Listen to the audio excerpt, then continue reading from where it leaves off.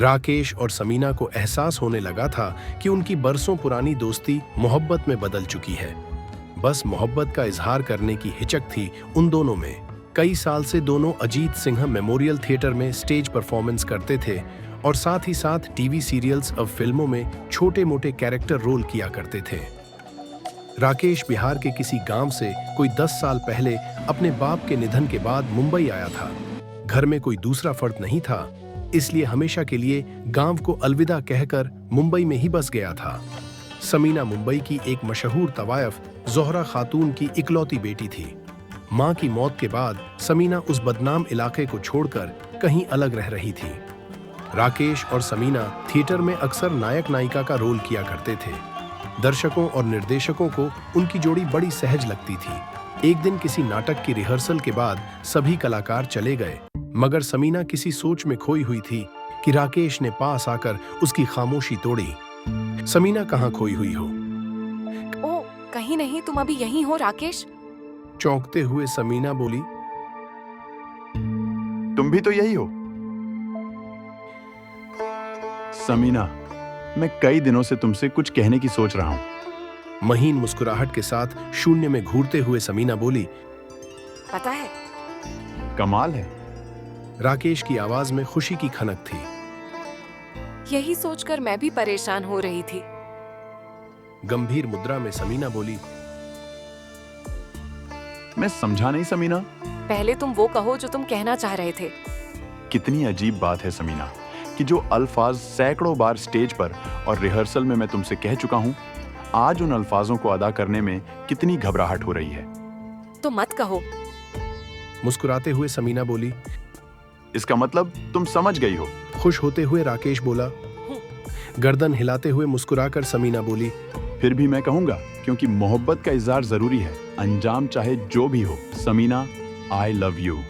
मैं तुमसे बेपनाह मोहब्बत करता हूं। कहकर राकेश ने अपनी दोनों आंखें बंद कर लीं।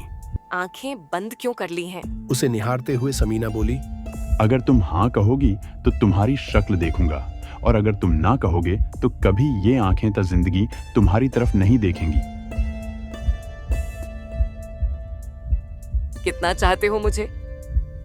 अपनी जान से भी ज्यादा। क्या कर सकते हो मेरे लिए? जो तुम कहो। जान दे सकते हो? बिल्कुल। और अगर तुम्हारे बिना रहना पड़ा तो भी। कहां तक निभाओगे? जब तक मेरी आखिरी सांस है। जानते हो मेरा मजहब क्या है? इस्लाम। और तुम्हारा? सनातन। इस्लाम धर्म के बारे में जानते हो?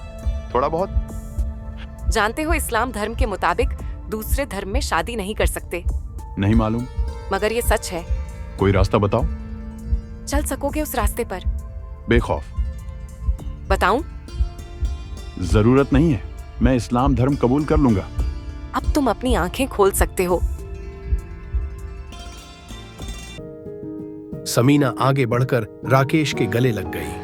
न जाने कितनी बार नाटक और रिहर्सल करते हुए ये दोनों एक दूसरे के गले लगे होंगे, मगर आज राकेश और समीना को जो रूहानी सुकून मिला था वे दोनों ही जानते थे। कुछ दिनों बाद ही राकेश ने बाकायदा जाती और कानूनी तौर पर इस्लाम धर्म कबूल कर अपना नया नाम रफीक अहमद रख लिया।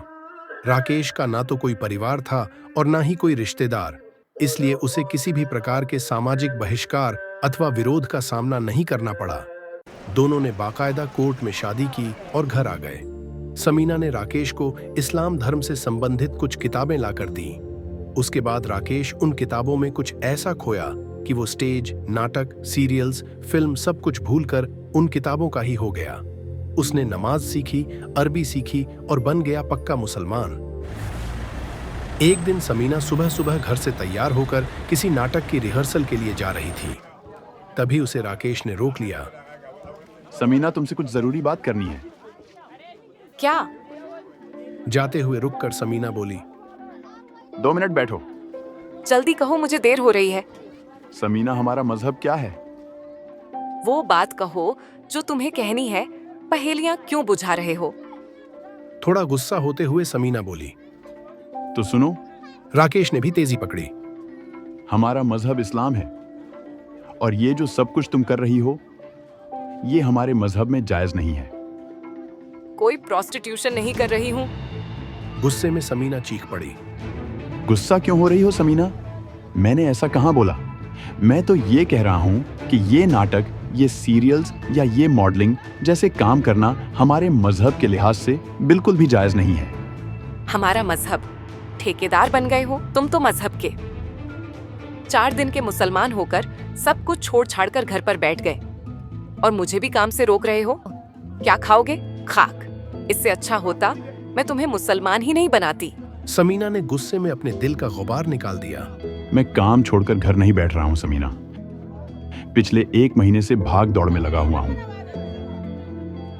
कल मेरा ऑटो रिक्शा आ जाएगा, मैं उसे चलाऊंगा और तुम घर का काम संभालना।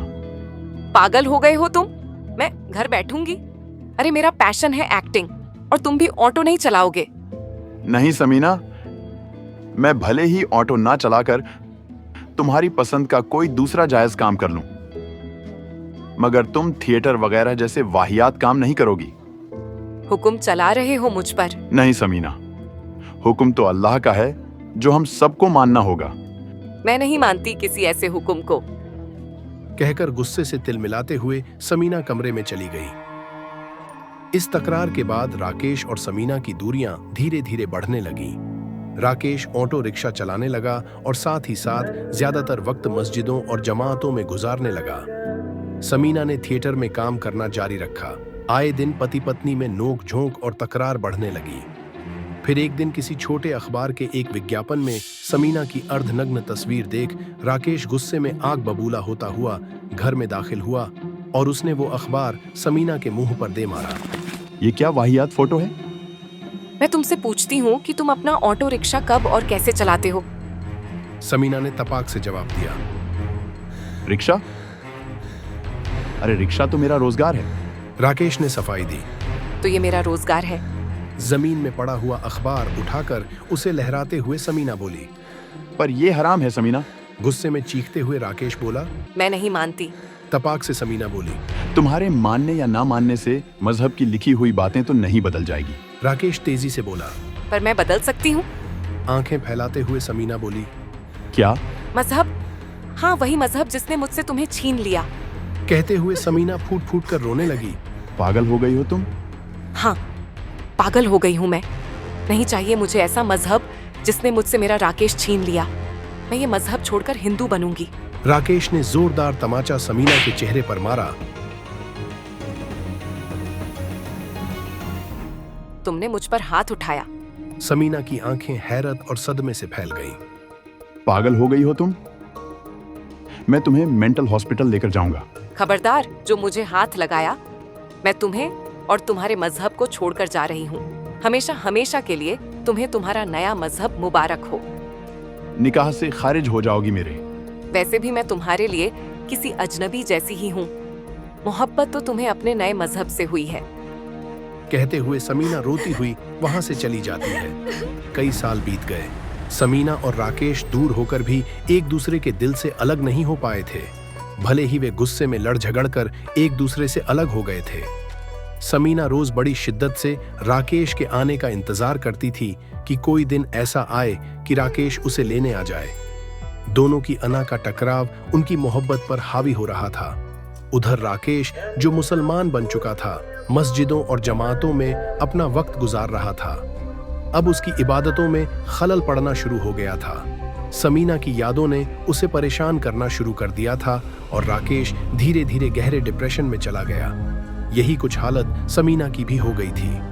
दोनों की अना का टकराव उनके दिलों में बसी मोहब्बत के असर को जरा भी कम नहीं कर पाया था। दोनों की सेहत दिन ब दिन गिरने लगी थी। फिर एक दिन राकेश के थिएटर का कोई साथी समीना की मौत की खबर लेकर उसके पास आया। रोता बिलखता राकेश वहां से दौड़ पड़ा। हिंदू शमशान घाट में एक अर्थी पर दुल्हन बनी समीना लेटी हुई थी। आंखों में बहते हुए आंसू लिए राकेश ने उसको अग्नि दी